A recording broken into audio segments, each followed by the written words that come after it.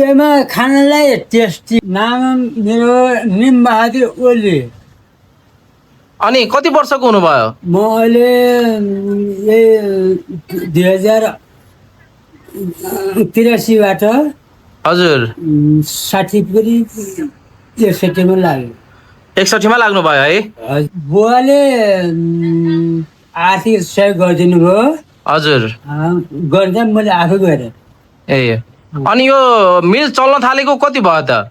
यो मैले 2058 सालबाट सुरु गरेँ। हजुर लगभग अहिले 58 सुरु गरेदेखि राम्ररी काम चलिरहेको थियो।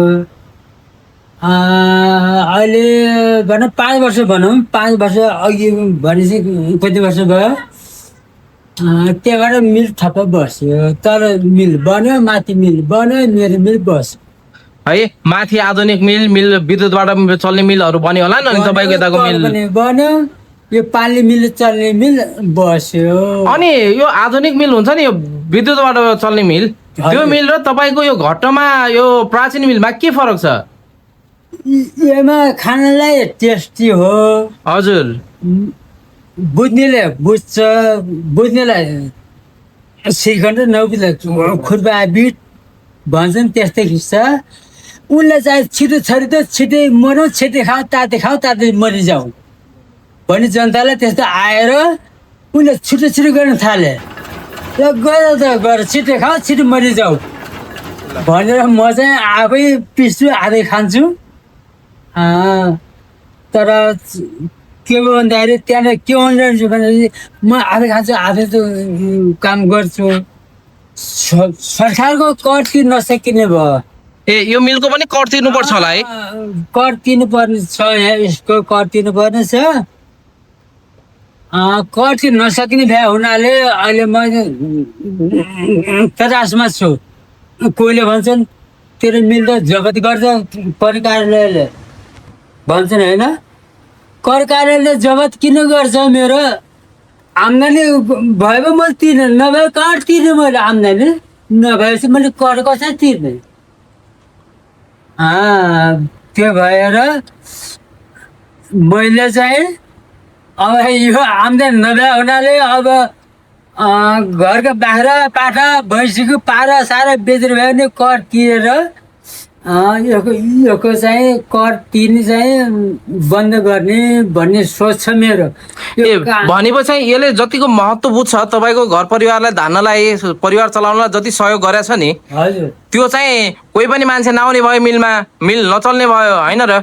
अनि त्यही भएर चाहिँ पैसा पनि नहुने भयो। यो पैसा नहुने भएर चाहिँ तपाईँले मिल बन्द गर्नु खोज्नु भएको हो त? बन्द गर्दैन। अब कसरी के गर्ने त? अब आफ्नो घरको मात्रै कुट्ने पिस्ने गरेर भइदियो। कर कति तिर्नुपर्छ यो मिलको? कर कार्यालयमा प्रति वर्ष 7,000।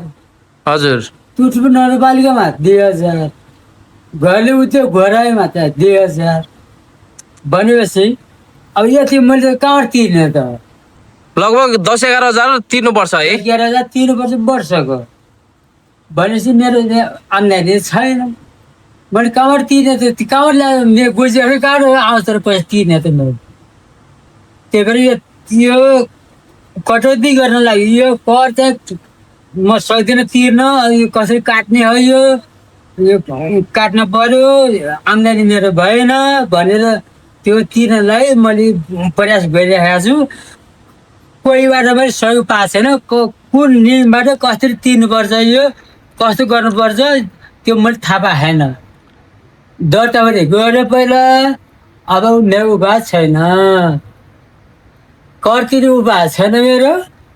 दर्ता गरेको कति वर्ष भयो? 5 वर्ष भयो। 5 वर्ष भयो है? त्योभन्दा अगाडि चाहिँ दर्ता थिएन, बिना दर्ता चलिरहेको थियो? भर्खर चलाएको थिएँ मैले होइन। पहिला मिल चलाइरहेको थिएँ, दर्ता गरेँ। दर्ता गर्ने बित्तिकै मेरो बिल बन्द हुन लागिसक्यो। अब हेर्नुहोस्, अब दर्ता गर्नुमा त खर्च कता गयो, अब कटाउने खर्च कता गयो? दिमाग खराब छ।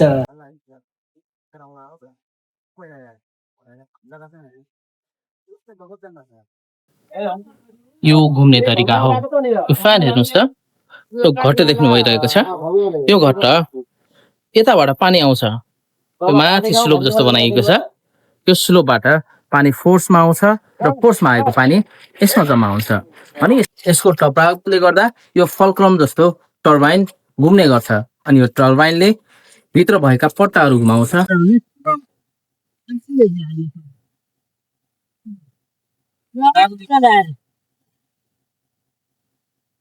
पानी पुरै बन्द गरिदिनु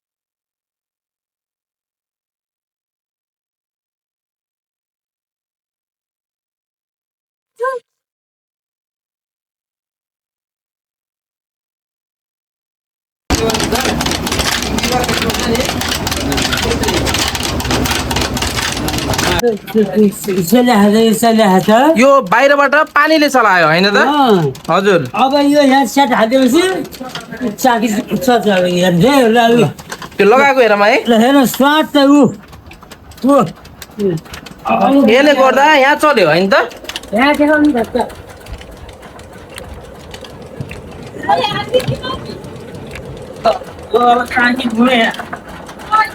घट्टा चल्यो यहाँ चल्यो होइन त यहाँ देखाउनु घट्टा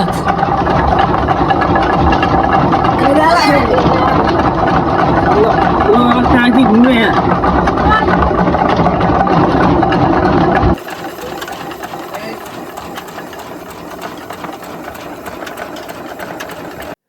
चामल गहुँ गेहूँ राख्यो अनाजहरू चाहिँ यहाँ राखिन्छ हो अनि यसमा तल चाकी जस्तो छ यहाँ झर्छ अनि झर्ने चाहिँ कसरी त यो हल्लिन्छ काट्ने झार्छ ए बिस्तारै आफ्नै तरिकाले झर्छ होला नि त? झार्छ हजुर यहाँ आउँछ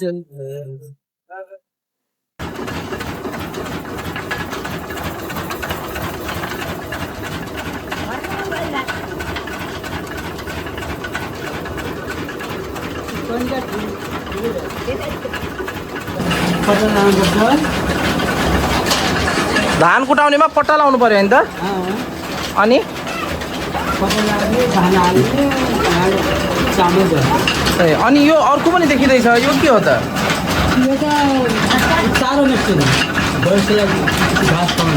ए त्यसलाई पनि यही भट्टाले पनि चलाउँछ है ए अनि तपाईँसँग अहिले भाका चाहिँ कतिवटा हुन् मेसिन एउटा घाँस काट्ने भयो एउटा चामल बनाउने भयो होइन र हजुर अनि धानबाट चामल बनाउने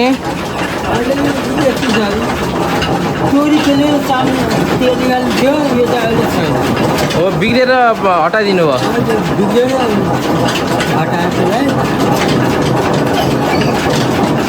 अब के भन्ने अब गल्ला बसी गल्ला आम्दानी आउँछ र कर तिर्ने हुन्छ अब गल्ला छैन अब आफ्नो घरको मात्रै चलाउने त्यहाँ त्यही खाने पिने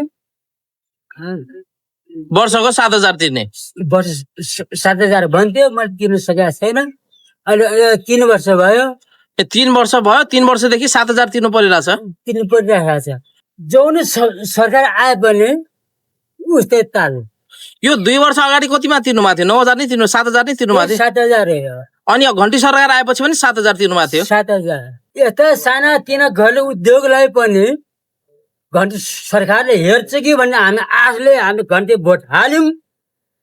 अहिले झन् उत्तानो पार्यो, झन् बढाइदियो, कर छप्पै लगाइदियो। पहिला कति थियो र? जम्मा 2000 थियो। 3 वर्ष अगाडि 2000 थियो अनि 3 वर्षदेखि तपाईँले बढी तिर्नु भएको छ नि त? अहिले त 7000 8000 भन्छ त। कहाँ तिर्नु त्यत्रो पैसा? त्यो नसकेर मैले त्यति चुपलाई बसेको छु। यो कर मिल बन्द गर्नलाई पनि कर तिर्नुपर्छ नि। कर तिर्नुपर्छ हो, त्यो कर तिर्नुपर्छ नभएर म काटिराखेको छु। कर बन्द गर्नलाई कति तिर्नुपर्छ? दर्ता गर्दाखेरि कति लाग्यो त्यति लाग्यो त होला। ए त्यो कर तिर्ने पैसा पनि नभएर तपाईँले चलाइराख्नु भएको छ? त्यतिकै आशामा छु म। त्यो मेरो विचारमा आम्दानी भएपछि आम्दानीबाट तिर्ने हो। पहिला करको दायरा कम थियो र तिरिराखेको थिएँ। वार्षिक 2000 रुपियाँ नगरपालिका कर कार्यालय अनि घरले उद्योगमा 3 ठाउँमा मेरो दर्ता छ, तिरिराखेको थिएँ। अहिले चाहिँ यो काशी मुङ्गी भए हुनाले मैले तिर्न सकिनँ। त्यो मैले कर तिर्न नसकेपछि अब कसरी हुन्छ? अब स्थानीय सरकारबाट मलाई सहयोग गरेर अब म के अपिल गर्न चाहन्छु भन्दाखेरि स्थानीय सरकारले यो मिल बन्द गर्नलाई पनि खर्च चाहिने रहेछ। अब आम्दानी भए पो मैले घर खर्चबाट आम्दानीबाट मैले कर तिर्ने हो, त्यो सक्दैन। नसक्ने भए हुनाले स्थानीय सरकार वडा कार्यालयबाट नगरपालिकाबाट केही राहत सहयोग हुन्छ कि गर्छ गर्दैन, त्यही आशामा छु म। ऐतिहासिक नै महत्त्व बोकेको छ सर। हजुर, यसलाई चाहिँ यसको उहाँले अब के कति लाग्ने के गर्ने अब त मसँग अहिलेसम्म कुरो गर्नु भएको छैन होइन। हजुर, अब उहाँले कुरो राखेको के सहजीकरण गर्न सकिन्छ, कसरी उहाँलाई अब छुट गराउने अथवा उहाँको अब के गर्दाखेरि अब यो गर्दै हुन्थ्यो भन्ने मनसाय के थियो त? उहाँको मनसाय के छ भनेपछि मसँग ऊ गल्ला आउँदैन, मैले यो मिलबाट पैसा कमाउने कति पनि छैन, घरकै अलिअलि भएको मकै गहुँहरू पिसाउने मात्रै भएको छ। अब मैले त्यसको पैसा कर तिर्न पनि सक्ने अवस्था छैन। अनि त्यही भएर चाहिँ 3 वर्षको कर मैले तिरेको छैन। 3 वर्षदेखि 5000 हो कि 7000 भएको रहेछ। यो नसक्ने अवस्थामा चाहिँ वडाले मेरो लागि के पहल गरिदियो हुन्थ्यो भनेर गुनासो पोख्नु भएको थियो सर। त्यही त हजुरहरूसँग पाउनु भएको थियो, मसँग पनि त्यो कुरो राखेको भए के थियो त त्यो भनेर म पनि सोध्न पर्थ्यो म पनि होइन। अब सबै कुरा त म पनि गर्न सकिन्छ, मैले दर्ता गर्नु हामीले गरौँ भने त सर है।